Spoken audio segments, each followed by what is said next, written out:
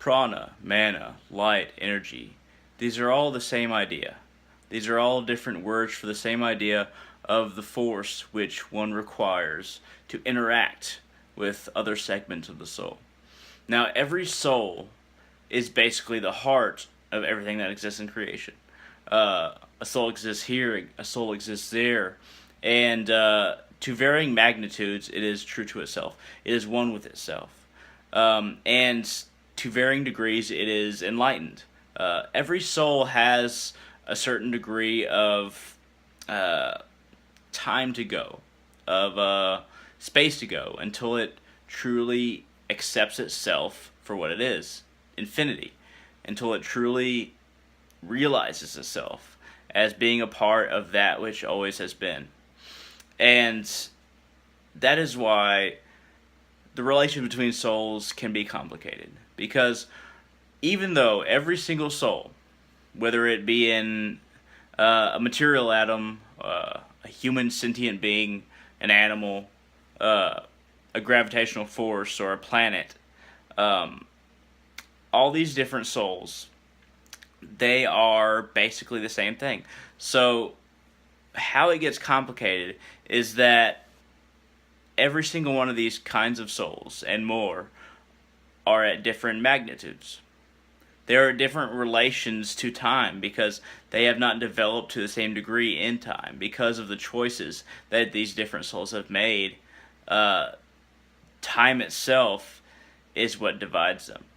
So their relation is completely dictated by effort, by action.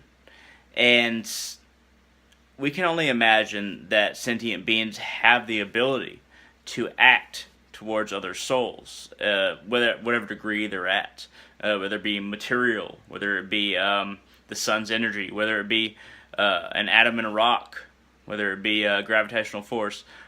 Soul plays a role in all of these. But we only imagine that sentient beings can interact with these things and produce some kind of result for themselves and hopefully for the souls that exist in these things. But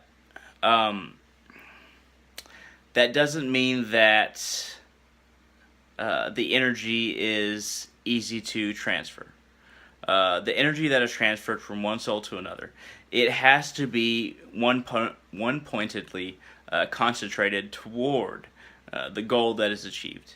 If we want to throw a stone, we have to pick it up and throw it. And before we pick it up and throw it, we have to think that we have to think the thought of picking it up and throwing it.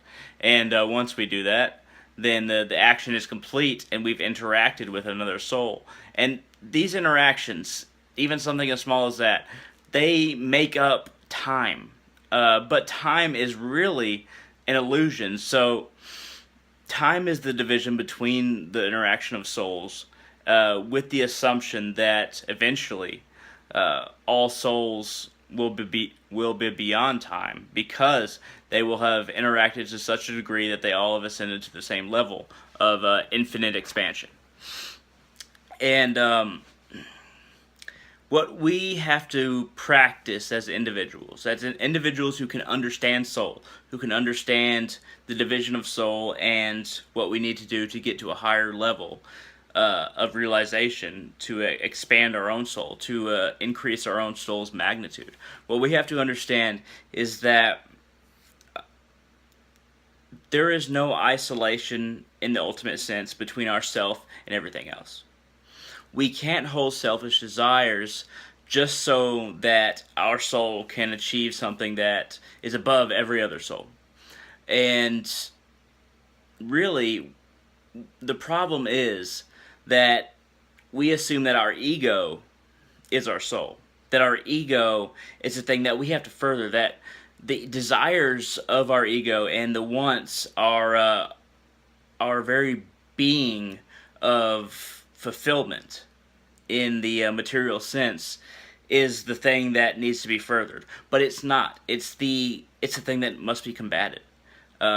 What we want is not what should be achieved. What we want is not what can be achieved in the ultimate sense, because we have to advance beyond the time limit of desire. Now, desire is very is very specific. It's like, I want this now. I want this now, and tomorrow I might want this, and I really have no control over my desire. So whatever it is, let's fulfill that. That is the consciousness of desire, and we have to discard that. We have to dispose of that and become the force of anti-desire. We have to become one with all those who wish to overcome desire and try to educate those who want to embrace desire, so that every single soul can ultimately meet itself, and we can become one once more. We can become a part of God once more, ultimately, and the division can end.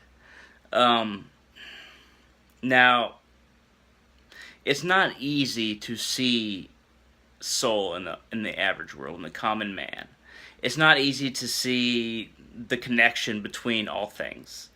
But if we start to think about it, if we start to think about what motivates people, and we start to think about what they truly want, we start to see that what everybody really wants is to be one. If we start to truly imagine the goal of society, and what all societies, political ideals, and religions are trying to achieve, we start to realize that it's a union of multiple souls that all of these ideas are trying to work towards.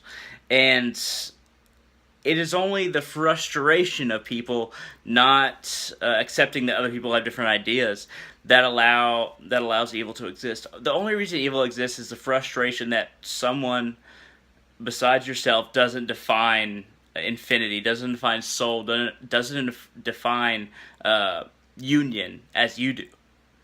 And that's why all wars are fought, because the definitions are different, and it becomes frustrating to people who are more negatively inclined.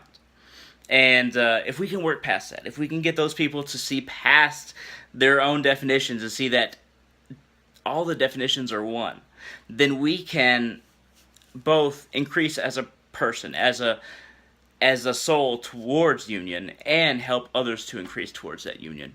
And that's really all I got to say for right now. We have to work towards that union and try to help people see that this materialistic body and these materialistic desires are the negative form of energy, not the positive form. And that really all the forms of energy that man has ever devised, whether they be religious, scientific, or sectarian, dogmatic, they're all talking about the same energy form, and we need to work towards understanding that. If you enjoyed this video, please give me a like down there, hit that thumbs up, and if you want to see more videos like this, hit that subscribe button. But I'm always open to suggestions. If you got something you want me to talk about, feel free to tell me, and I'd appreciate it. But thank you for watching. You all have a great day.